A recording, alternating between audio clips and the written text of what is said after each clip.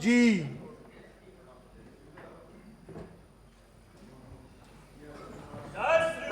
जय श्री राम। नियम 377 के अधीन मामले सभा पटल पर रखने की इजाजत दी जाती है। माननीय गृह मंत्री जी।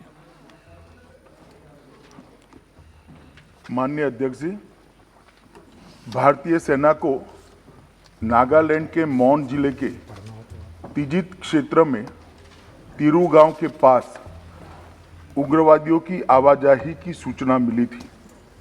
इसके आधार पर सेना के 21 पैरा कमांडो के एक दस्ते ने दिनांक 4/12/2021 की शाम को संदिग्ध क्षेत्र में एम्बुश लगाया था।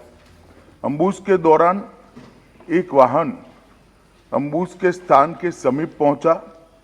उसे रुकने का इशारा और प्रयास किया गया। रुकने की बजाय वाहन द्वारा उस जगह से तेजी से निकलने का प्रयास किया गया, जिसके उपरांत इस आशंका पर कि वाहन में संदिग्ध विद्रोही जा रहे थे, वाहन पर गोली चलाई गई, जिससे वाहन में सवार 8 व्यक्तियों में से 6 व्यक्तियों की मृत्यु हुई। बाद में ये गलत पहचान का मामला पाया गया।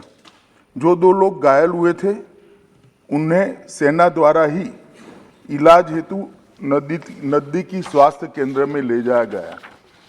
यह समाचार प्राप्त होने के बाद स्थानिक ग्रामीणों ने सेना की टुकड़ी को घेर लिया, 2 वाहनों को जला दिया और उन पर हमला किया। इसके परिणाम स्वरूप सुरक्षा बल के एक जवान की मृत्यु हो गई तथा कई अन्य जवान घायल हो गए। अपनी सुरक्षा में तथा भीड़ को तितर-बितर करने के लिए सुरक्षा बलों को गोली चलानी पड़ी, जिससे 7 और नागरिकों की मृत्यु हो गई तथा कुछ अन्य घायल हो गए। स्थानीय प्रशासन और पुलिस ने स्थिति को सामान्य करने के प्रयास किए हैं। अभी स्थिति तनावपूर्ण लेकिन नियंत्रण में बनी हुई है। पुलिस महानिदेशक नागालैंड और आयुक्त नागालैंड ने दिनांक 5/12/21 को घटनास्थल का दौरा किया। ताजित पुलिस थाने में घटना के बारे में प्राथमिकी दर्ज की गई है और मामले की गंभीरता को ध्यान में रखते हुए इस मामले को राज्य अपराध पुलिस स्टेशन को जांच के लिए सौंप दिया गया है। इस संदर्भ में एक विशेष जांच टीम SIT का गठन किया गया है, जिसे 1 माह के अंदर जांच पूरी करने के निर्देश दिए गए हैं।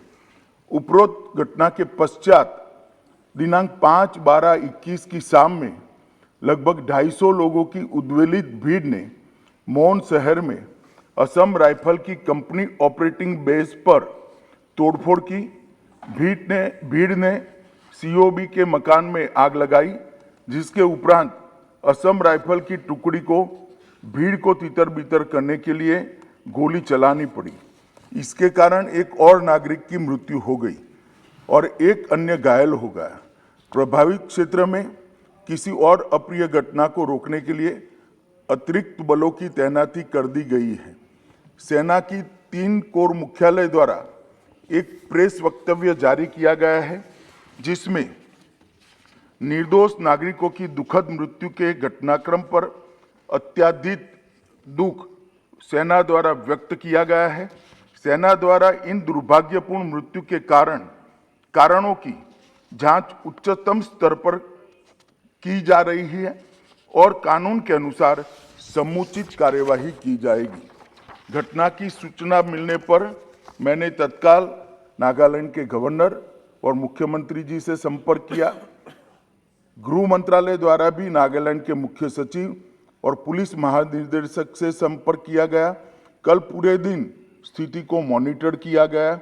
गृह मंत्रालय द्वारा तुरंत पूर्वोत्तर के प्रभारी अपर सचिव को कोहिमा भेजा गया, जहां उन्होंने आज सुबह नागालैंड राज्य सरकार के मुख्य सचिव एवं अन्य वरिष्ठ अधिकारियों और अर्धसैनिक बलों के वरिष्ठ अधिकारियों के साथ बैठक की, स्थिति का विस्तारपूर्ण समीक्षा की है, ताकि यह सुनिश्चित किया जा सके कि शीघ्र सामान्य स्थिति बहाल हो।